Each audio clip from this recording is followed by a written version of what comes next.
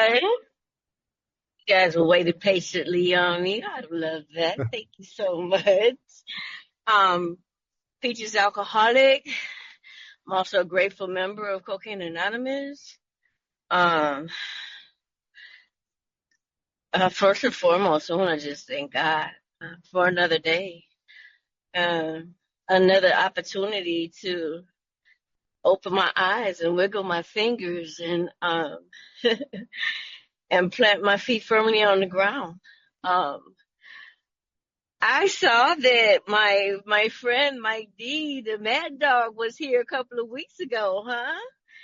So wow, I am absolutely floored that you guys yeah, guys get some good speakers. Um, I hope to at least do half of what he does.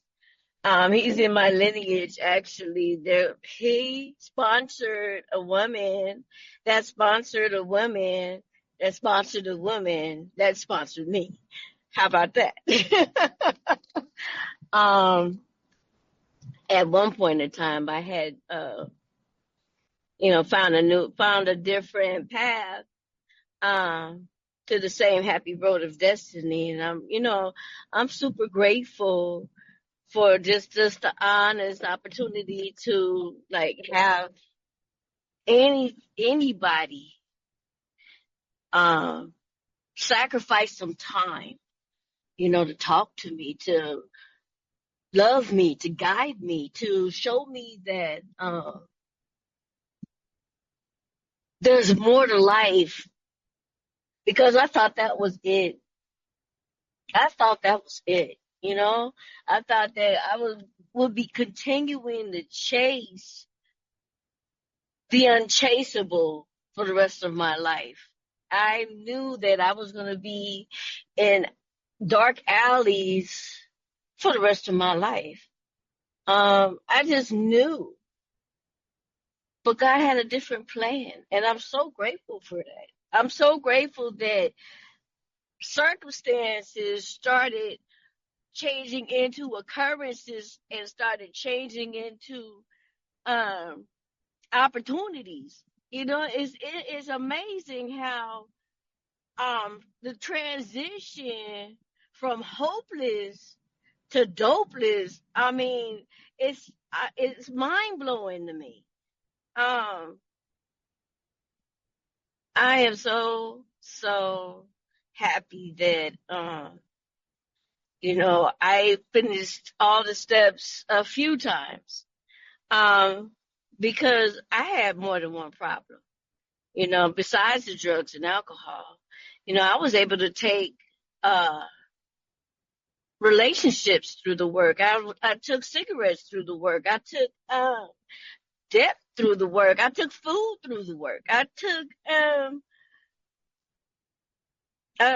myself through the work. I had to lay aside a lot of things I thought I knew about myself. Um, and thank God for therapy and outside help. Because I after I did the steps a few times, I found out that I needed more help than the book could offer. However, I'm not saying that the book was useless. It was like a jumping off place. It was a catapulter to beyond, right? I'm in the cosmos now. I am spinning in the midst of the universe today. And that's because I have taken a few simple steps and followed a few simple rules. Um, so we, I guess we chose to talk about, the spiritual life is not a theory. And you will find that in, into action. And I love that whole chapter, because what it does is it takes me from step 5 to step 11. And so that's a whole transition from just writing some stuff down on paper to actually being involved with my own transition, right? I mean, I get it. Is that it's hard to admit to myself all of the harm I caused because, in the beginning, I'm thinking that, they hurt me, and because they hurt me, I'm hurting myself. And then I see the truth. I see the truth on paper. I love it when it says, when the hurricane finished and they come out of the silo, and it says, there's and it grand the wind stopped blowing. Uh, yeah, I mean it's great that the wind stopped blowing, but then I have to fucking reconstruct all of the things that got damaged. And but first I gotta admit that I damaged it. First I gotta admit that I was the hurricane. First I gotta admit that the whirlwind that I created has put up not only myself but a lot of people in stress and distress, right? I get a point. It comes to a point where that admission becomes perpetual, and it takes this role. Because first I start by saying it out loud to another person, and admitting faults is one thing, but saying it out loud and hearing myself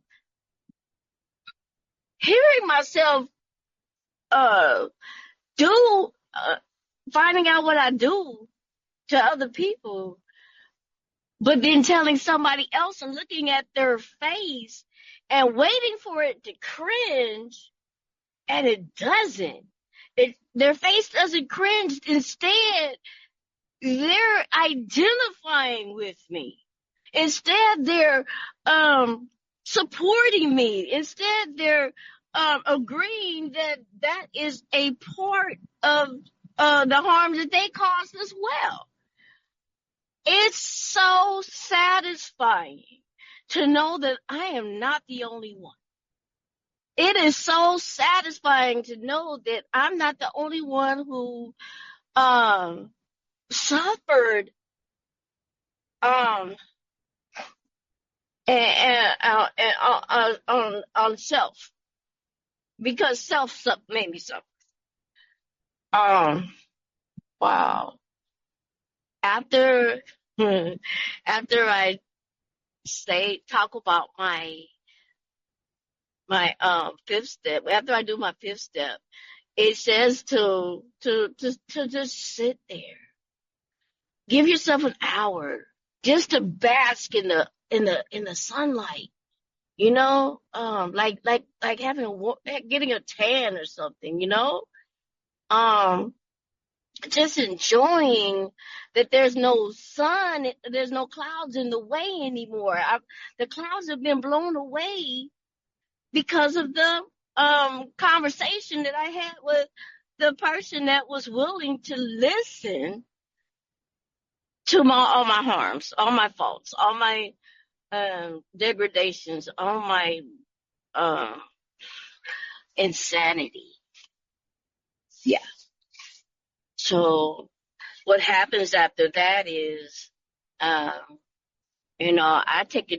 get to take a deep dive into me. I get to name the feelings that I had no names for. I didn't know that there was disappointment. I didn't know that there was frustration. I didn't know that there was some other things. All I knew was angry and high. And that's the only two emotions I knew. I was happy when I was high because I was no longer angry because it got stuffed down from the drugs, right? So this freedom that we continue to talk about, it forms itself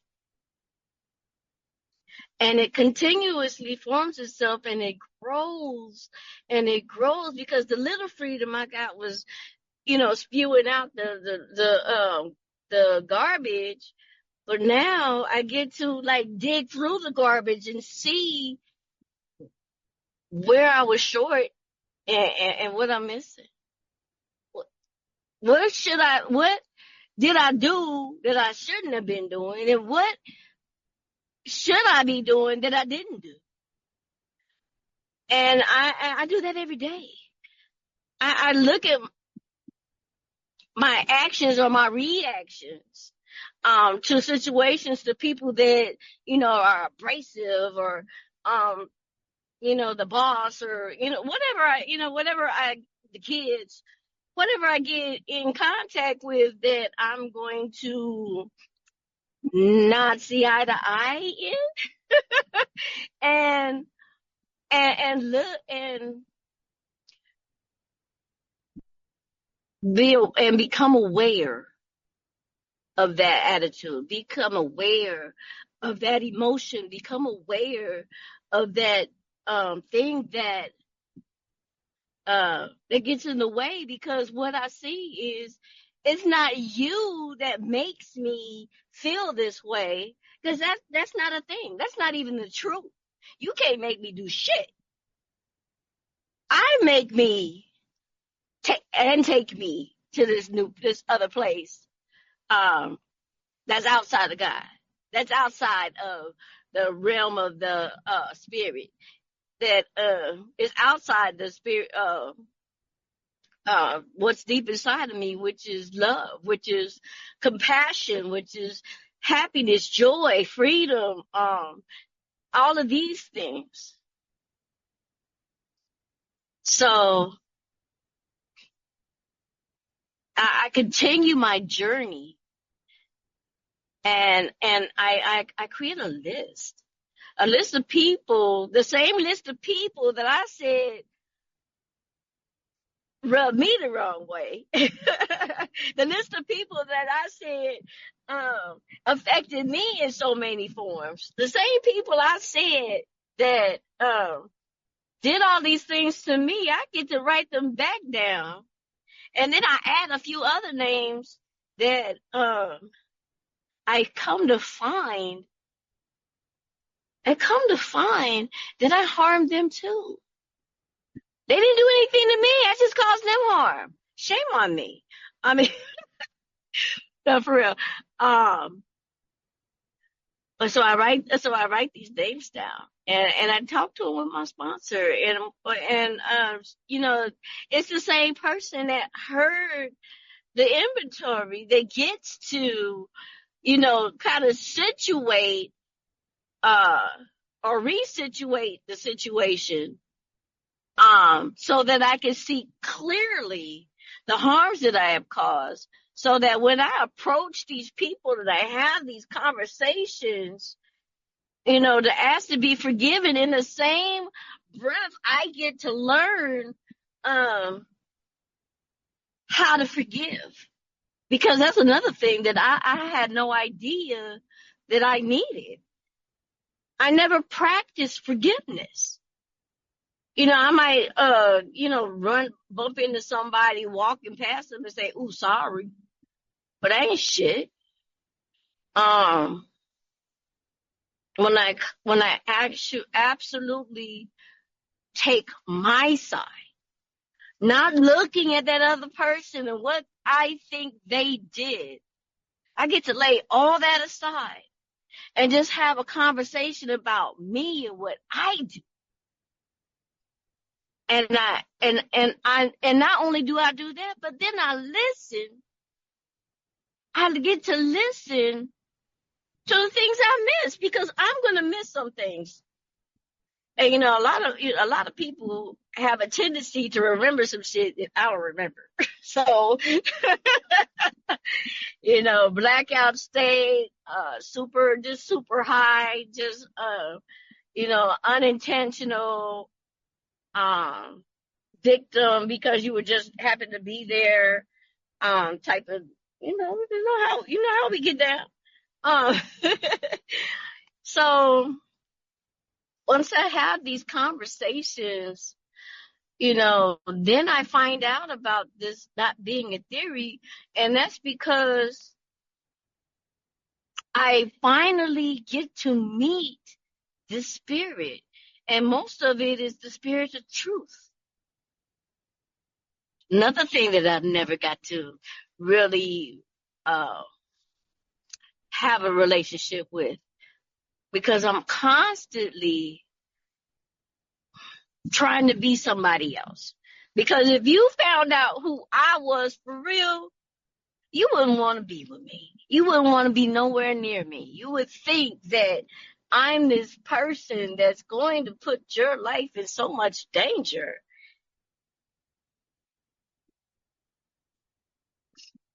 And the crazy part is that ain't even the truth. That ain't even the truth. I get to have a relationship with the truth. So step 10, what step 10 does is it takes me back through 1 through 9. And a lot of people just say 4 through 9, but I beg to differ, because if you anything like me, I'm not going to do a 4th step unless I see the problem.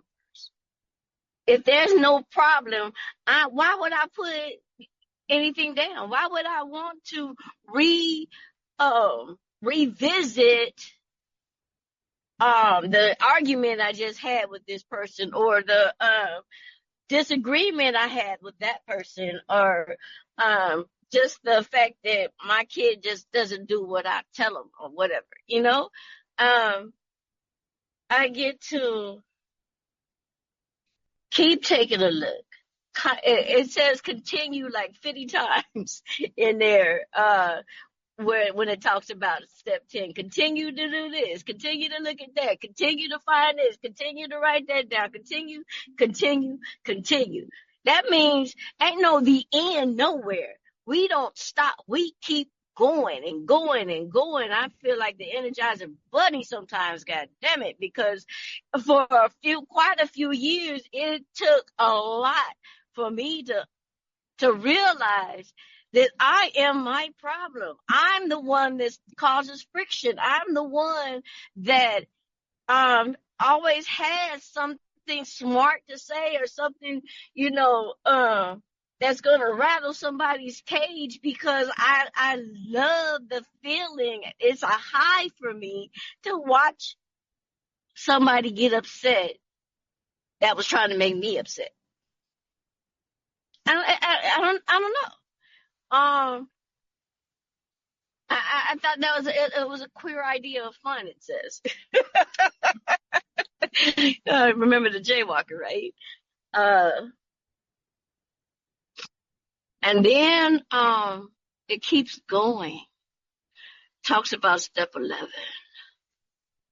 And that's when I get to practice having a conversation with my creator, because I already have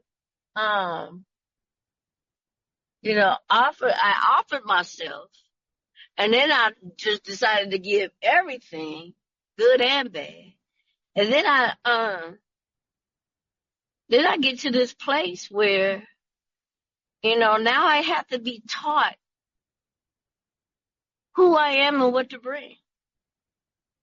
If it's dark, bring light. If it's despair, bring hope. I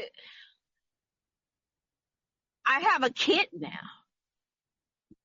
a really full toolkit that I get to use on any given day, at any given time. And my toolkit is basically found on page 99 in the 12 of 12. That's that St. Francis prayer. And it is such an amazing prayer, because what I get to do is I get to flip the script, right? I don't have to keep arguing so that somebody can understand me. I can just take a deep breath and take this person in and understand them. And once I understand them, it gets so much easier to have have a conversation with them. It's so much easier to understand why they react like they react. It's easier to navigate through whatever I need to navigate through in order to have a God to God relationship with a person. And the reason why I say a God to God relationship, because each and every one of us has the fundamental idea of God deep down inside us. The fortunate thing about us, though, is we get an opportunity to dig that out. Everything that's covering it, all the muck, all the mire, all the stupid ideas, all the bad decisions, all the insanity that covered God up and made me forget about it. I now get to get, I don't know, have you ever seen a broken cup that somebody glued together? Just, some ornamental thing, and you raise it up to the light and the light would shine through the little cracks. That's that's when I realized that there is some breakthrough. There is some, you know, beauty. Cause that's really pretty when you do that, right? The beautiful thing, this thing is, but it's cracked, but it's got light coming through it. Wow. I mean, just imagine that. Close your eyes and just imagine that, right? Isn't that gorgeous? And that's how I live. That's how I see people today. I see people as this beautiful ornament with cracks in it with the light shining through. And some lights are brighter than others. And the lights that aren't as bright, I have absolutely been put in their path to help them remove the things that are blocking that light to shine through. Fuck, isn't that it sounds like a big, what is that word I'm trying to think of? It's like, it's like a job, right? But it's not a job because I don't get paid for it, but I do get paid for it. But with this spiritual life is so paradoxical, it's crazy, right? Um, but just to rewind just a little bit, I wouldn't have needed to do any steps if I didn't have a drug or alcohol problem. I wouldn't have needed to know any of this if I had been able to deal with people as a whole. When I was a kid, I'm tiny, to most people. So, I guess it was easy to use me for whatever. And, I had many, many, different occasions where, I was abused. I've been sexually abused. I've been emotionally abused. I've been physically abused. And I've been verbally abused. My mama still verbally abuses me. And, because I have, uh, been victimized, it was easy to stay in victim mode. I speak victimese real good. Um, But you guys changed the way I talk. You guys changed the way I think. You guys changed the way I look. I love. I do. I react. My actions. You guys changed all that. I can't be mad at anybody anymore. I feel pity for them, and if I have to feel pity for them, that means they need help. So let me find out what I can do to help this person. And if it's just to point them to another person, then that's still help, right? If it's just to close my eyes and push the energy of love to them, then that is help. I mean, even just giving that person that looks like they're lost a smile. Just give them a smile and look at them smile back. You have no idea what that does until you do it. So if you have a smile to give, reach in your pocket deep and give them one, right? Give them some encouragement. Give them some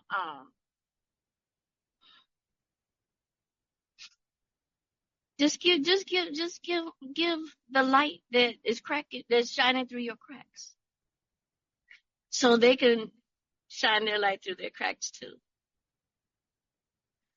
I am just so grateful because after that, that leads to step 12, and that's what step 12 is all about.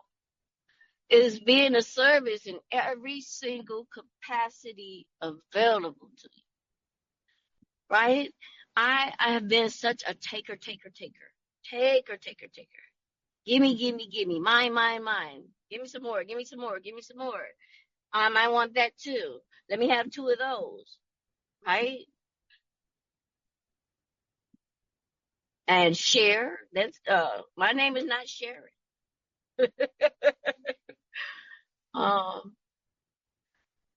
And you guys changed my thoughts about that. You guys showed me that I have so much to offer. The same person that was helpless, that was hopeless, that pushed shopping carts and ate out of trash cans. That person. I was that person.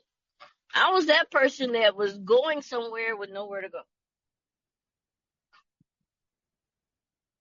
go. You guys gave me purpose. You guys gave me direction.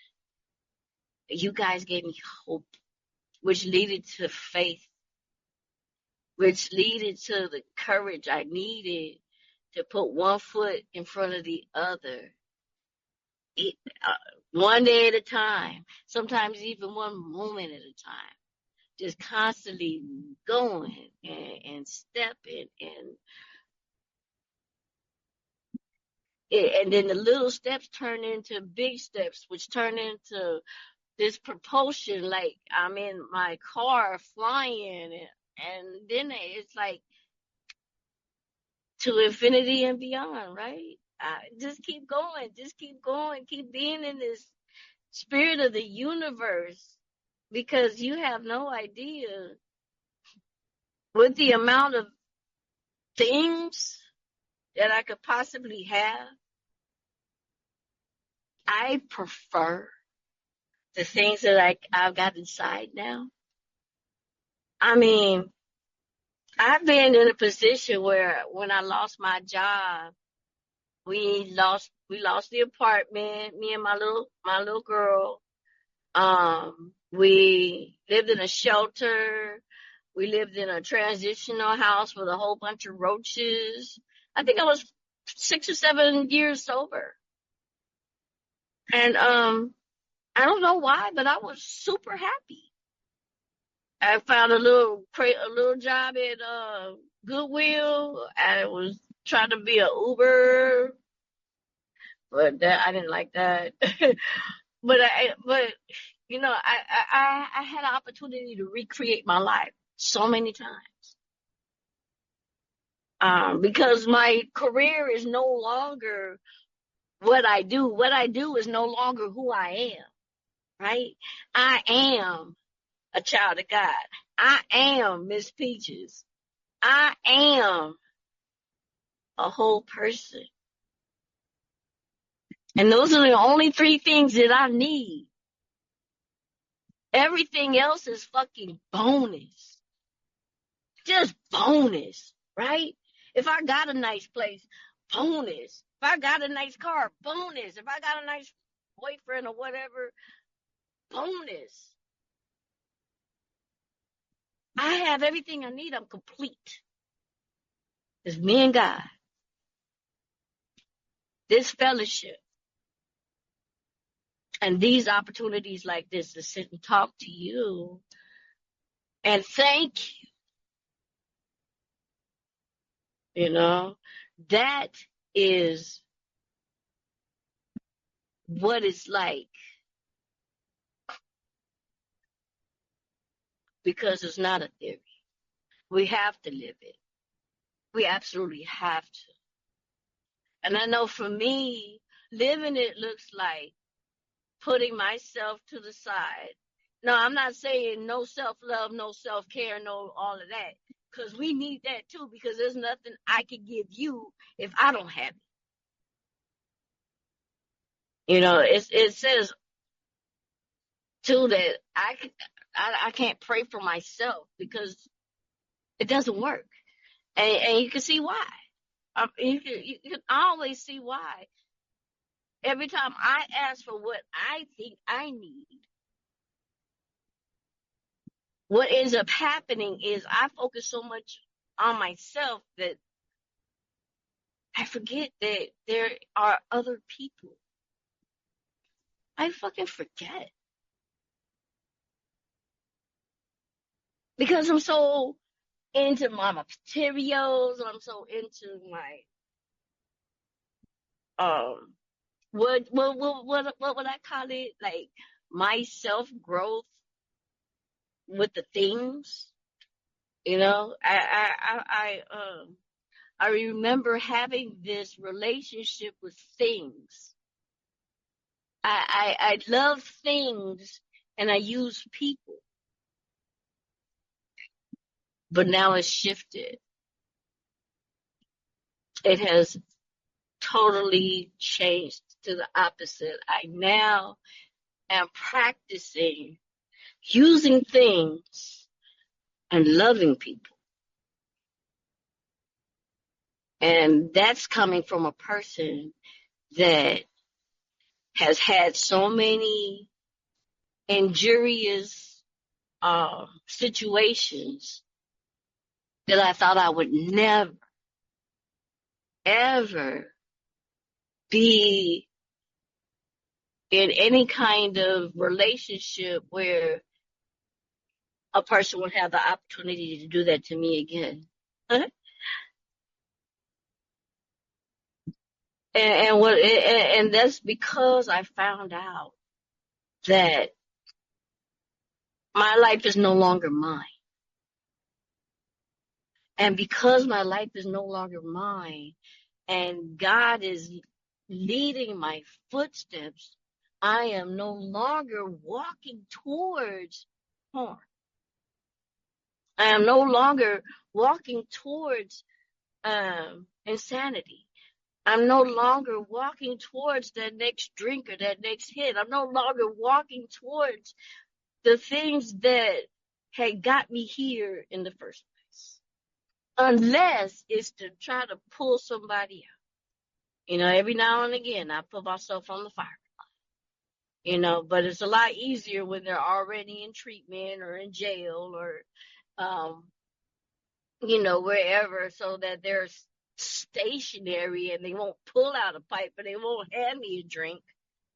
But there are going to be times, and I have to be in fit spiritual condition in order to go through all of that, to even have the guts to be there for whoever it is that really wants to come out. And so that reminds me that this is something that needs to be lived. I can't just sit and think about it. I just can't, get it by osmosis. Just hang around some people that talk about God all the time and rub against them, and then all of a sudden I'm godly. No, it takes work, and I have to put in the same amount of work I put in when I was trying to get high. Faith without works is dead. So that's why we reach out. We keep, and it's not like we're reaching down and pulling up. We're reaching to the sides. We walk shoulder to shoulder. And then I stand on the shoulders of some giants. Like that mad dog I was talking about that came through a couple weeks ago. That's my boy. I know where he lives. We hang out. We play pool together and shit. We fellowship outside the fellowship. And I'm always certain that he will treat me like a lady and be a gentleman and a man of God. That's what I get today. That's what I get today. I get to be around people who are truly being the same person that I am. And some are even truly wanting to be the person that I am. Whoever thought of that shit, right? That's some mind-blowing stuff right there. Peaches, could you help me? What? That's spirit in itself. Right there. And it all started with the connection that I got from doing the 5th step. They say the opposite of, some people think that the opposite of addiction is sobriety. But I hate to argue with you, but it's not the truth. The absolute opposite of addiction is connection. And thank you for allowing me to connect with you guys. So now you guys are a part of my family. Thank you so much for listening. I'm going to be heading to work, but I'm still going to be able to hear you guys. I live in Hemet and I work in Long Beach. So that's a 93-mile drive, one way, every day. I do get days off, but yeah. And the only reason why I do this is because I love it. There's some times when I bristle with antagonism because I know that there's going to be one of these clients that I want to wrap my hands around their neck, but I got to remember that that's me. That's me. So how am I going to help me if I'm wrapping my hands around their throat? Even mentally, right? My approach is going to be wrong. My ideas are going to be wrong. My reason for being with them is going to be wrong. So I have to remember that the sunlight of the spirit shines on everybody, whether it breaks up to me or not. And as long as I carry that, that's the truth. And the truth is the spirit. And the spirit is love. And that's our connection. Thanks again.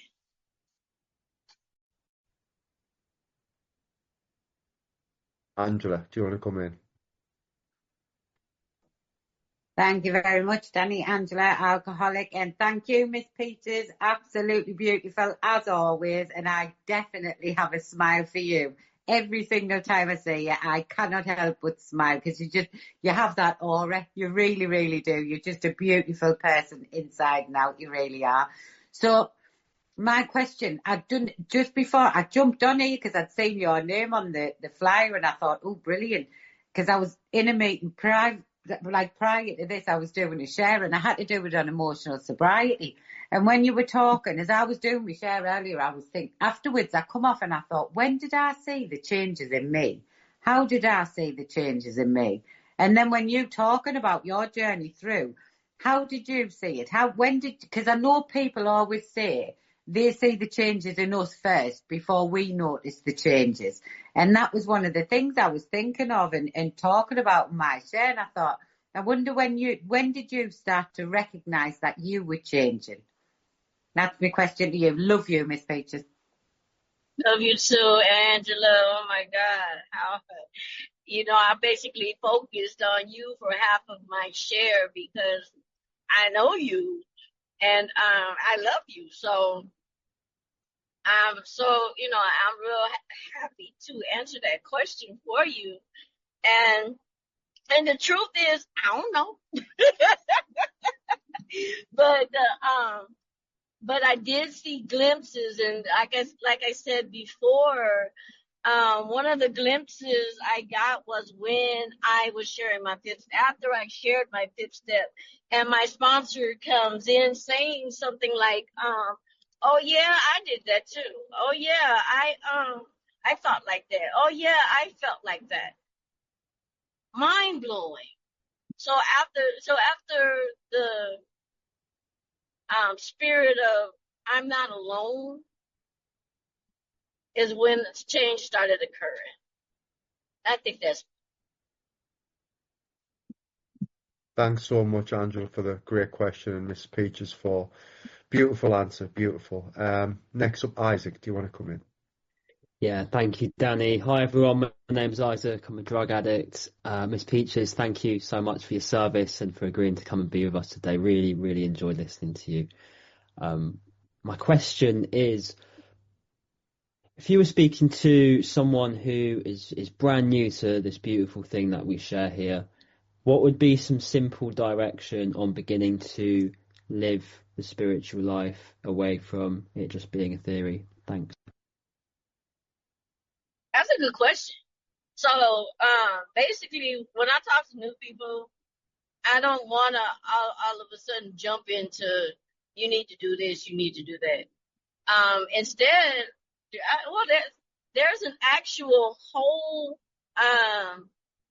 chapter, well, not a whole chapter, but there's a part in the book. Oh, it's in chapter 7. And it talks about how to approach that new man or new woman. Let's have a conversation. Let's find out if you really need this thing. And then I talk about myself. I talk about the things that I did and the things that I've been through and the things that brought me into these rooms. And I listen to what they've been through and why they think they might need this or might not need this, but they're just here because they're trying to figure it out. And let them figure it out. I don't chase anybody down. I don't try to throw this book, browbeat anybody with this book or, try to shove my ideas down their throat. Because what happens is, they'll resist. And that's not what I'm trying to cause. I'm trying to cause connection, not resistance. So thank you. Thank you, Isaac, for the great question, and Miss Peaches for the answer. Thanks very much. We've got about 5 minutes, guys. If anyone wants to put their hand up and ask Miss Peaches a question. I've got a question, Miss Peaches.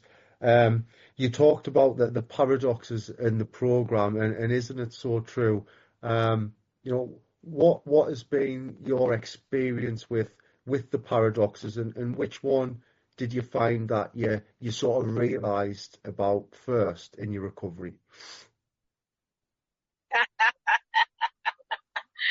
The funny thing about a paradox is you don't know it's a paradox until it's a paradox, right? I can't keep it unless I give it away. That's a paradox. What the hell does that even mean? In order to talk about this program, I would have had to have done it. I can't very well expound on something that I haven't experienced. And that's one of my favorite paradoxes, because in that sense, I get to see not only what I want to have from other people, but what I don't want to have. But what I really don't want to have is another relationship with drugs and alcohol. So even with the people that are just here and feel like they don't need the steps, I get to see that I really need the steps, because I don't want to end up like that. I don't want to be here and miserable. I don't want to be sober. I want to be recovered. So thanks. Beautiful. Thanks very much. Michael, do you want to come in with your question? Hi, thanks, Danny. Michael, recovered addict. Thank you, Ms. Peaches, for your share. I just have a question. What was your relationship with God like prior to coming into the fellowship? Prior to, meeting your fellows, finding your way through the book, and what's it like now? What's the difference between, like? Wow. Yeah, I'll leave it there. That's an awesome question. And to be honest with you, I thought I knew God. I could recite all of the names of the Bible back and forth. I even was taught how to put the Old Testament into in a tune. I had Bible studies at a place called Clifton's Cafeteria. I think it was Saturday or something. Which kind of stopped abruptly because I found other things to do with my time than to sit and talk about God.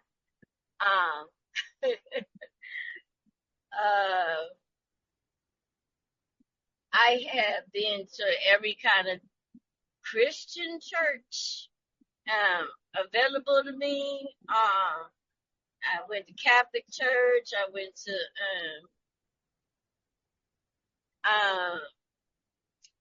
Baptist church, Church of God in Christ, Apostolic church. I've been to all these different churches.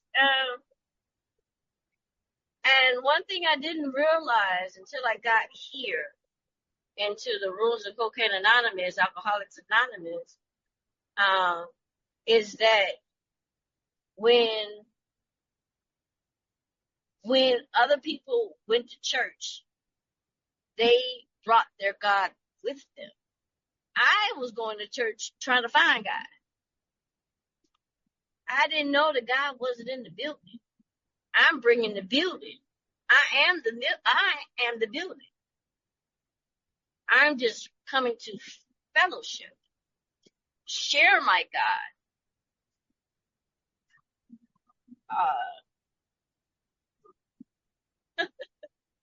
So when I realized that, and that came from just showing up, coming to the rooms, and listening to other people. So my idea of God has changed dramatically, because I find God everywhere, Peaches, everywhere. I mean, there is so much God if you just look. It comes in the forgiveness of a conversation that went awry. It comes in the waitress saying, "Oh, my bad. I didn't mean to, do that." It comes in the look of the poor lady that's been bagging groceries all day, and you give her a smile. God is everywhere. And because God is everywhere, I am not going to box God into this little space saying that this is the only thing I can do. This is the only thing I can believe. This is the only thing that I know. Because I continue to grow. And because I continue to grow, so does God. And then because God is growing, so do I. How about that for a paradox?